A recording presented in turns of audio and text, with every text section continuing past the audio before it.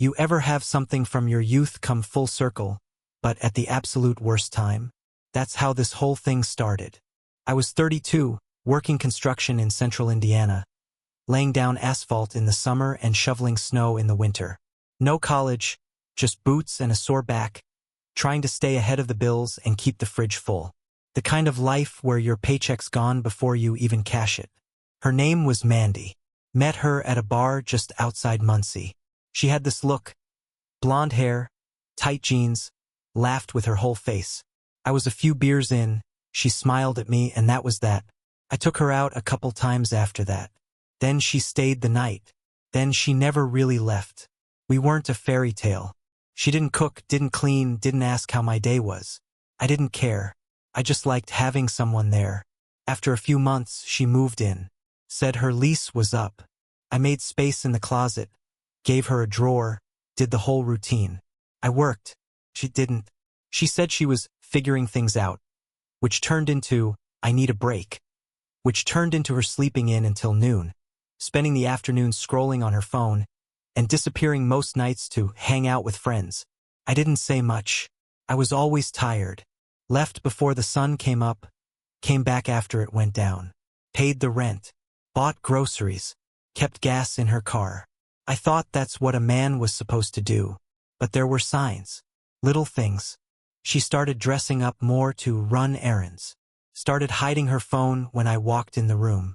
Once I saw a notification pop up from someone named J Money with Wings. When I asked, she said it was just a friend who sent her memes. I didn't push. Didn't want to be that guy. She said I was paranoid. Said I didn't trust her. And I didn't have time to argue. I was breaking my back for both of us. And she couldn't even wash a plate. Still, I stayed. I thought maybe she'd come around. Maybe it was a phase. Maybe I was being too hard on her. Then one night I came home early. We'd finished a site early, and I thought I'd surprise her. I picked up her favorite fast food chicken tenders and a Coke with no ice. I walked in the door and heard her laughing in the bedroom. First I smiled. Then I realized the laugh wasn't for me. There was a man's voice. I stood there in the hallway holding that greasy paper bag, listening. When I walked in, they were both on the bed. She screamed. He jumped up, half-dressed. I didn't swing, didn't shout. I just looked at her and said, "How long?" She didn't answer, just covered herself and said, "It's not what it looks like." That made me laugh. I turned around, walked back to the kitchen, grabbed a trash bag, and started packing her stuff. Clothes, shoes, makeup, tossed it all in. The guy tried to talk, said he didn't know she had a boyfriend. I ignored him. 10 minutes later, I threw the bag outside and pointed at the door. She followed, crying, saying she had nowhere to go. I said, "You figured it out before. Do it again." Then I locked the door. I sat on the couch that night, didn't even eat the food I brought. Just stared at the wall. That was the lowest I've ever been. But it wasn't the end. It was just the start of something else. The next few days after I kicked her out, the house was dead quiet. Not that it had ever been full of life, but now it felt hollow in a way that stuck to my bones. I went to work like nothing happened. Poured concrete on a new sidewalk off 10th Street. Hands shaking a little from the lack of sleep, but nobody noticed. Labor keeps you numb when it needs to. Word got around. Small town.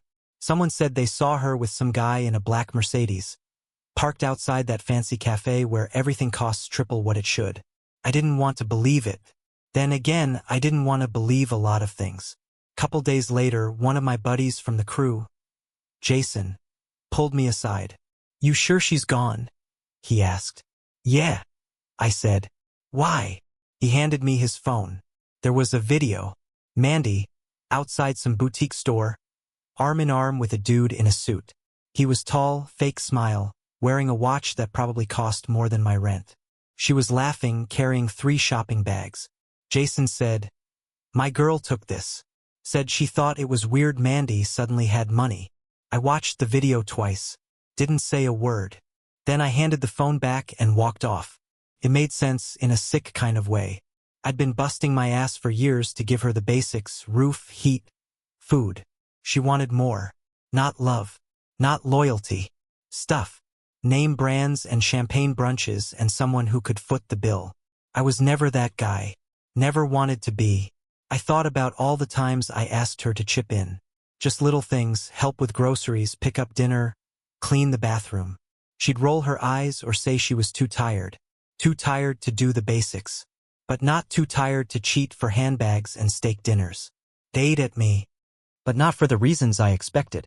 It wasn't heartbreak. It wasn't betrayal. It was this deep, burning shame. That I let myself get used. That I didn't see it coming. That I confused her presence for partnership. I went home that night, looked around the apartment. There were still traces of her. A toothbrush in the bathroom. A pair of boots by the door. I grabbed a trash bag and cleared it all out. Tossed the bag on the curb. Gone. Next day, I blocked her number. Deleted her socials. Told myself I wasn't going to check up on her. I checked anyway. 3 days later, I saw a photo she posted. Her in some hotel room, champagne glass in hand, tagged in Chicago. The caption said, "Upgrade season." That was it. That's when something snapped. I'd been dragging through life for too long. Working like a mule for scraps of respect. Chasing women who didn't see me as anything more than a stepping stone. I wasn't doing that anymore. I started putting in extra hours. Picked up weekend jobs. Poured every ounce of anger and shame into the work. My foreman asked if I was gunning for a raise. I said no. I'm just tired of being broke. At night, I came home and lifted weights. Ate better. Cut out beer. Started reading about trades I'd never touched, electrical, HVAC. Signed up for an online course in blueprint reading. Didn't tell anyone. I didn't have much, but I had my pride. And that was starting to wake up again. Couple weeks later, Mandy called from a new number. Left a voicemail. Said she missed me. Said the new guy was complicated. Asked if we could talk. I deleted it without listening to the end. She wanted money, not me. And now that the well had dried up, she was circling back like a stray cat. But I was done feeding strays. I didn't need her to complete me. I just needed her gone to remember who I was. You'd think the moment would be big. Loud. Some kind of fight or closure or dramatic goodbye. But it wasn't. It was a Tuesday. Overcast. Nothing special. I was walking to the hardware store for a new wrench set and I saw her. Mandy. She was standing outside the same boutique from the video, except she wasn't laughing this time. No bags. No rich guy. Just her, smoking a cigarette and looking like she hadn't slept. Our eyes met. She flinched first. I kept walking. She called my name. I stopped. Not because I wanted to talk, but because I wanted to hear what excuse she'd come up with this time. What sob story she had ready. What twist she'd spin to make herself the victim again. She said, "Can we talk?" I said, "We've already said everything." No, she said, "I haven't." She stepped closer, same perfume, same lip gloss, same old game. She said the guy was gone. That he didn't treat her right. That she missed me, missed us. Said I was the only one who ever really cared. I said, "You cared about what I could give you." No, she whispered. I was just scared. Of being broke? I asked. She didn't answer. I looked her in the eye and said, "You weren't in love. You were in need." Then I turned and walked away. And here's the hook. That moment didn't break me. It freed me. Because I finally understood something I should have known years ago. There's no prize for suffering in silence. There's no medal for staying loyal to someone who only loves you when it's easy. There's just time lost. And I'd lost enough. I went home and wrote down everything I wanted to change. Not goals. Just truths. I don't want to be needed, I want to be chosen. I won't carry someone else's weight if they won't lift mine. I'd rather be alone than used. I stuck it on the fridge. That was the night everything started to shift. I slept through the night for the first time in weeks. I woke up early and didn't dread the day. I started taking pride in my work again. Sharpening my tools. Showing up with my shirt tucked in and my boots clean. And people noticed. Boss gave me a shot at foreman on a new site. Said, "You've stepped up." I just nodded. Didn't say it was because I finally stepped away from a woman who dragged me down like a pair of concrete shoes. I started saving money. Nothing huge, just steady. 100 here, 50 there. Opened a second account Mandy never knew about. One just for me. Stopped checking her socials. Stopped answering unknown numbers. I was done looking back. And when I stopped chasing what broke me, better things started finding their way in. Small stuff at first. A neighbor dropped off extra dinner. Said I looked like I could use a hot meal. A buddy from work invited me to poker night. And one day at the gas station I held the door for a woman who smiled at me like she actually saw me. Nothing big, but real. And that's where the road started turning. Not with fireworks, but with the quiet realization that I'd survived the storm. And I was still standing. It's funny how the quiet days become your lifeline after everything falls apart. I didn't need big wins. Just needed things not to go wrong. It was a Sunday when I met Rachel. I was at the laundromat halfway through folding a load of work shirts. She came in carrying a canvas bag and wearing old jeans, no makeup. The kind of look that doesn't try to sell you anything. She sat 2 machines down, nodded at me. I nodded back. Simple. She had a book, one of those thick ones with no flashy cover. I recognized the author from a high school reading list. I said, "That one any good?" She smiled. "Better the second time." That was it. No flirting. No games. Just a quiet woman reading in a laundromat on a Sunday afternoon.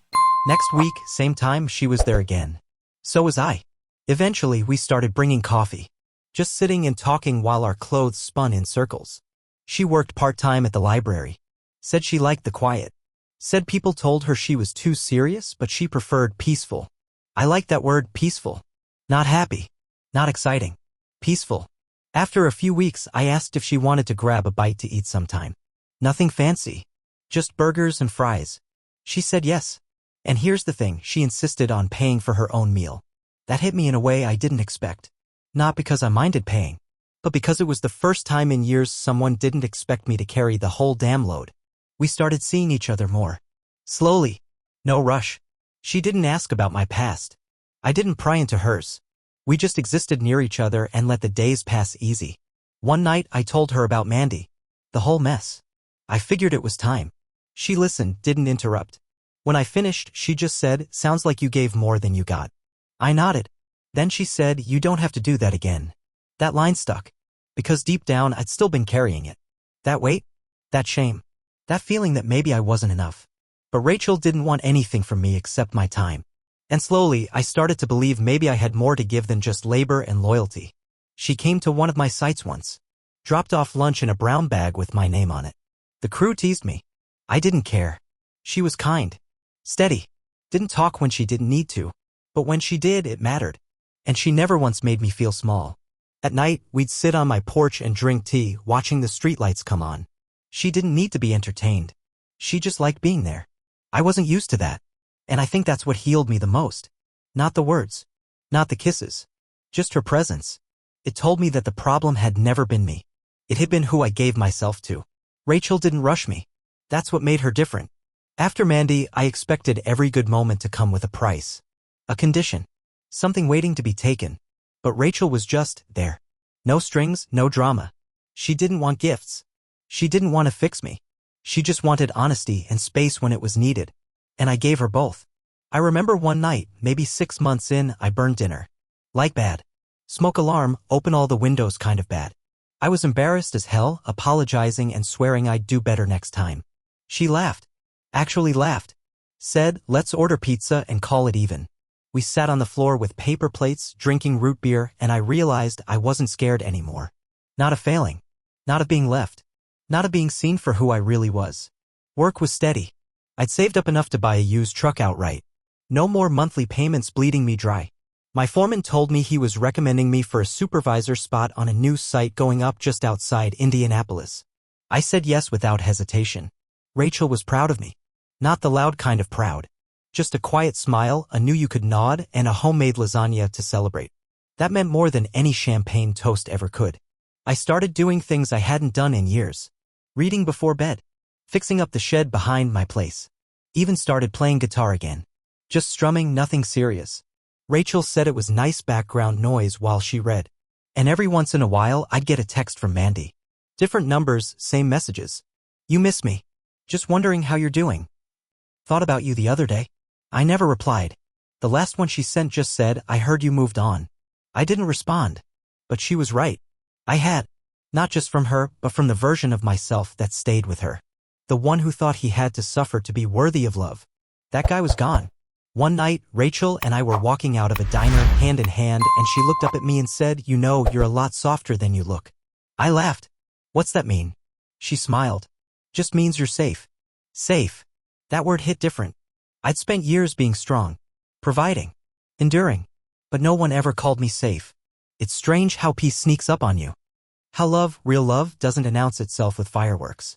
It just slides into your life, quiet and sure, and one day you realize you haven't flinched in weeks. That you sleep through the night. That you laugh without thinking. That you're not looking over your shoulder anymore. And that's when you know you've made it. Not to perfect, but to better. By the time fall came around, it felt like I was living someone else's life, but in the best way. I was up early most mornings, not because I had to be, but because I wanted the time. Made coffee. Sat out back on the steps. Sometimes Rachel joined me. Sometimes she didn't. Either way, it was peaceful. I never realized how much noise Mandy brought into my life until it was gone. Not just the arguing or the late-night comings and goings, but the kind of noise that comes from never feeling good enough. That constant buzz of waiting for the other shoe to drop. With Rachel, it was quiet. The kind of quiet where you can breathe. I'd started the new job site a few towns over. Longer drive, more responsibility. I wasn't swinging the hammer much anymore, more clipboard, less calluses, but it still felt right. Like I'd earned this spot. And I had. I remember one Friday night, after a long week, Rachel made chili. We ate on the porch with old music playing low on a Bluetooth speaker. She leaned her head on my shoulder and said, "This is the best part." I didn't even ask what she meant. I just knew. It was the sitting still. The simple things. No drama. No catch. Just two people choosing each other over and over without needing to. That night, I told her I loved her. It wasn't planned. Just came out between spoonfuls of chili and some half-joke about me not knowing how to fold towels right. She looked at me for a long second, then said, "Took you long enough." We both laughed. And that's when I knew. I wasn't just healed. I was building something again. Something real. Not rushed. Not desperate. Not patched together with lies and half-truths. The real thing. My buddies noticed too. Said I looked different. Happier. Lighter. One of them even said, "You must be getting laid regular," and I just laughed. It wasn't about that. Not really. It was about how I felt in my own skin again. About how I wasn't surviving anymore. I was living. Mandy tried one more time. I got a message through a friend she was in some kind of trouble. Needed a place to crash. Said I was the only good one. I didn't even entertain it. Didn't feel anything. No anger. No bitterness. Just nothing. And that's when I really knew I was free. That chapter was closed. Burned and buried. And what came after? Well, that was mine to protect. We didn't rush anything. Rachel and I lived in separate places for a while. It worked. Gave us space to grow without leaning too hard. But after a year, it just made sense. She moved in. No big conversation. No grand gestures. She just started leaving her books on my shelves. Her coffee mug in my cabinet. One day I looked around and realized she was part of the place. And I liked it better that way. I kept working construction, now managing 2 crews. The hours were long, but I didn't mind. I had someone to come home to who didn't want anything from me except the truth. That's rare. We kept things simple. Friday nights were grocery runs and gas station candy. Sundays were slow mornings, music playing in the kitchen, her feet on my lap while I drank coffee. Some weekends we didn't go anywhere. Didn't do anything worth posting. And I swear, those were the best ones. She asked me once if I ever thought about marrying again. I told her the truth, not before you. She smiled, folded the laundry, and said, "Good answer." It wasn't a proposal. Not yet. But the idea didn't scare me. That's how I knew. Because for a long time, I thought I'd burned that bridge for good. Thought I was one of those men who'd always carry the past around like a weight. But it turns out you can set it down. You just have to stop waiting for the apology that's never coming. Stop trying to make sense of the people who broke you. And start paying attention to the ones who show up soft, steady, and real. Mandy? She faded.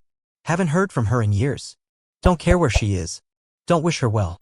Don't wish her harm either. Just nothing.